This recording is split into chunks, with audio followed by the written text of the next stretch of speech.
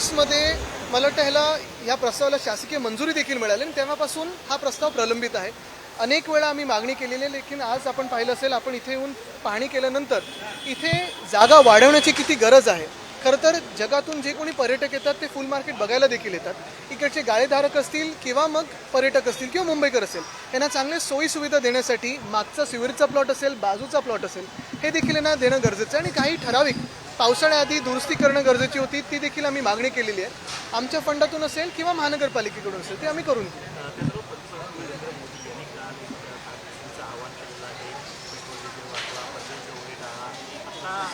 अच्छा, परदेश दौरे टाळायला सांगितलं. आपण सगळ्यांनीच विधान भवनात जेव्हा अधिवेशन सुरू होतं तेव्हा आपण सगळे तिथे होतात आणि आपल्याला आठवत असेल, पहिल्या दिवसापासून मी सांगत आहे की पंतप्रधान महोदयांनी ह्याच्यावर भाष्य करावं की देशाला काय आर्थिक परिस्थितीतून जावं लागणार आहे. हे मी साधारणपणे 2 महिन्यापूर्वी जेव्हा हे इराणचं युद्ध सुरू झालं तेव्हापासून बोलत आहे. काल सगळ्या निवडणुका झाल्यानंतर पंतप्रधान महोदयांनी सांगितलेलं आहे की आर्थिक घडी बिघडणार आहे. रुपया आपण पाहतोय घसरत चाललेला आहे. सोनं घेऊ नका, बाहेर जाऊ नका, बाहेर जाऊन लग्न करू नका, अमुक करू नका, तमुक करू नका. पण स्वतःचे मंत्री आणि स्वतःचा पक्ष हे पाळणार आहे का? रोड शो बंद होणार आहेत का? जे ताफे मंत्र्यांचे असतात ते कमी होणार आहेत का? आणि प्रामुख्याने हेच मंत्री वरपासून खालपर्यंत परदेशी जाणं असेल किंवा सोनं घेणं असेल, हे टाळणार आहेत का? मुख्य गोष्ट हीच आहे की जे काल त्यांनी अपील केलेलं आहे प्रधानमंत्री महोदयांनी की जनतेने असं करावं, जनतेने तसं करावं, जनतेने सर्व काही करावं, पण सरकार काय करणार, हा एक महत्त्वाचा प्रश्न आहे. आणि दुसरं म्हणजे जे त्यांनी सांगितलेलं आहे, वर्क फ्रॉम होम करा किंवा सोनं घेऊ नका किंवा अमुक गोष्टी घेऊ नका, ह्याचा आपल्या शेअर बाजारवर असेल, मार्केट्सवर असेल, जॉब्सवर असेल, दुकानांवर असेल, दुकानदारांवर असेल, व्यापाऱ्यांवर असेल, आपल्या देशाच्या आर्थिक घडीवर असेल, काय नक्की परिणाम दुष्परिणाम होणार आहे ह्याच्यावर विचार केला होता का सरकारने? कारण वर्क फ्रॉम होम बोलल्यानंतर कोविडच्या काळात आपल्याला आठवत असेल, वर्क फ्रॉम होम हे बाहेर एक कंटेजस व्हायरस होता म्हणून आपण घरून काम करत होतो. पण आता वर्क फ्रॉम होम केल्यानंतर जे ऑफिसमधले सगळे घरी बसून काम करतील, त्याच्यात इलेक्ट्रिसिटीचं कन्झम्पशन असेल किंवा मग इंटरनेटचा वापर असेल, हा जो वाढणार आहे आणि ह्याचा परिणाम, ह्याचा इम्पॅक्ट जो देशाच्या पूर्ण व्यवस्थेवर होणार आहे, त्याचा देखील सरकारने विचार केला आहे का? विशेष अधिवेशन बोलवावं राज ठाकरे, शरद पवारांचं म्हणणं आहे की आणि त्यात चर्चा व्हावी, विरोधकांना सुद्धा समाविष्ट करून. नाही, विशेष काय, साध्या अधिवेशनात पण चर्चेला हे तयार नसतात भाजपवाले.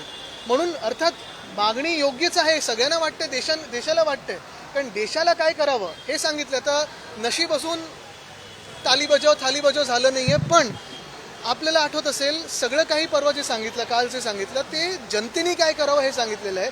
सरकार काय जनतेसाठी करणार आहे हे कुठेच सांगितलं नाही. नीट परीक्षा आज रद्द करण्यात आली. पेपर फुटीचं प्रकरण समोर आलं. 3 मेला ही परीक्षा झाली आणि आता परत 22 लाख विद्यार्थ्यांना देशभरात ही परीक्षा द्यावी. गेल्या पूर्ण दशकामध्ये भाजपचं सरकार आल्यापासून अनेक पेपर प्रत्येक वर्षी फुटतात. मग MPSC असो, नीट असो, कुठचीही स्पर्धा परीक्षा बघा तुम्ही, पेपर फुटीचं पुढे येतं. कोणतरी एक पकडलं जातं, त्याच्यातून किती त्यांनी कमवले हे दाखवलं जातं, पण जो विद्यार्थ्यांना त्रास होतो तो कुठेही कमी झाले नाही आहे. मुंबईच्या पर्यटकाच्या दृष्टीने एक प्रश्न, मुंबईत राणीच्या बागेत जरी पर्यटक मोठ्या संख्येने येत असले तरी सिंहाची प्रतीक्षा अद्याप आहे. मुख्यमंत्री आणि महापौरांनी गुजरात सरकारला अनेक वेळा पत्र दिले, मात्र कुठलाही रिप्लाय त्यांना अद्याप आलेला नाही. आता गुजरातकडून मुख्यमंत्र्यांना रिप्लाय येत नसेल तर अजून कोणाला येणार? परवानग्या तिथूनच येतात त्यांच्या. पण महत्त्वाची गोष्ट हीच आहे की पर्यटन जर आपण पाहिलं तर माहीमचा किल्ला देखील आम्ही प्रस्ताव मागच्या आठवड्यात देखील जेव्हा म्युन्सिपल कमिशनरना भेटलो तेव्हा महेशजी, आम्ही दोघांनी मागणी केलेली आहे की माहीमचा किल्ला, विशालजी मला वाटतं तुम्ही पण त्यावेळी ती बातमी केली होती, आमच्या काळात तो साफ स्वच्छ चांगला करून घेतला, तिकडे जे रहिवासी होते त्यांना चांगली घरं दिली, पण पुढे अजून काही झालेलं नाही आहे. तसंच पर्यटकांमध्ये आपण पाहिलं असेल, पेंग्विन जेवढं मुंबईसाठी कमवतात तसं चित्ते कमवतात का विचारा. एक असं करू.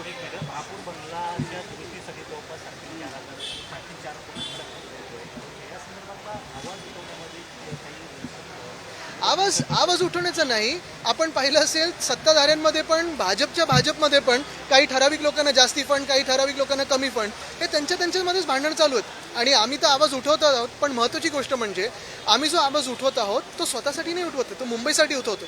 परवा देखील आपल्याला आठवत असेल, सभागृह ठरलं होतं आणि भाजपचा काहीतरी कार्यक्रम म्हणून सभागृह रद्द केलं. असं किती वेळा आपण पाहिलेलं आहे. म्हणजे मुंबईचे विषय नंतर भाजपचे कार्यक्रम पहिले, हे किती योग्य आहे? महाविकास आघाडी सरकारच्या काळामध्ये वर्क फ्रॉम होम लागू करण्यात आलं होतं, मात्र त्याला त्यालाच या विरोधकांनी विरोध केला होता आणि आता तेच सरकार वर्क फ्रॉम होमच्या दिशेने जाते, काय सांगते? हो, तेच सरकार बोलेल की तुम्ही कामं घरून करा, पण बाकीचं सगळं स्थळं जी असतात धार्मिक स्थळं वगैरे ही उघडी ठेवा. मुद्दा असा आहे, आम्ही जीव वाचवले होते आणि 2 महिने आम्ही सांगतोय की अजूनही जीव आणि आपली आर्थिक घडी जी आहे ती विस्कटाची नसेल तर प्रधानमंत्र्यांनी बोलावं. ते काल परवाकडे बोललेत. मन की बात करताय. यामध्ये नवशेच्या इमारती ज्या अति धोकादायक आहेत त्याचबरोबर 13,000हून अधिक इमारती त्या धोकादायक आहेत. फक्त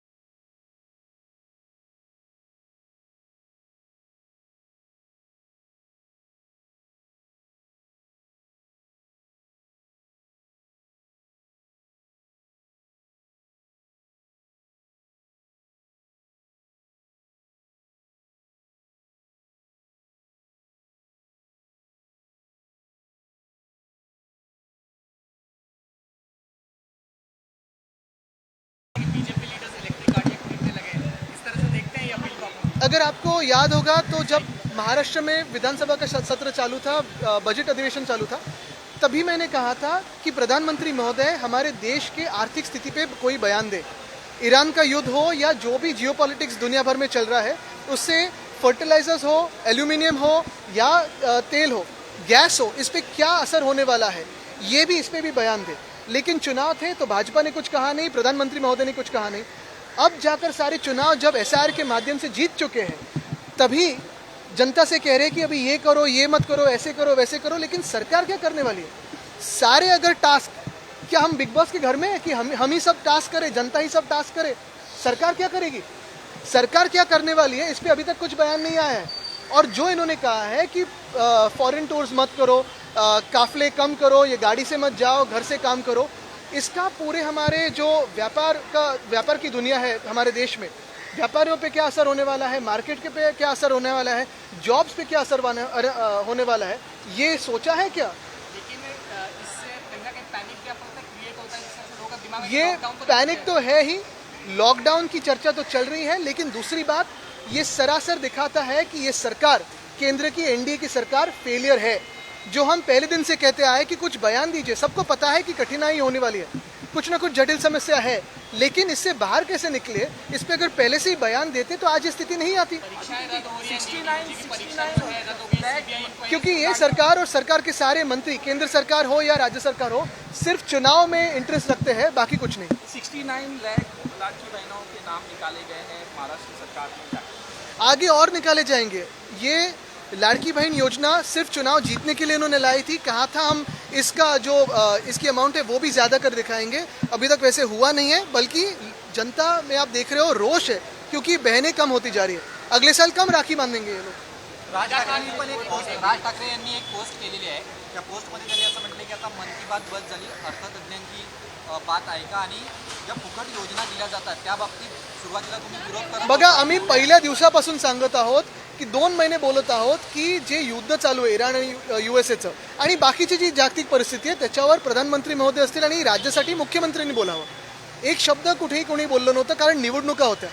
आता पुढची जी परिस्थिती असेल ती भयंकर होणार आहे आणि हे सगळं जे काही आहे पूर्णपणे फेलियर आहे केंद्र सरकारचं.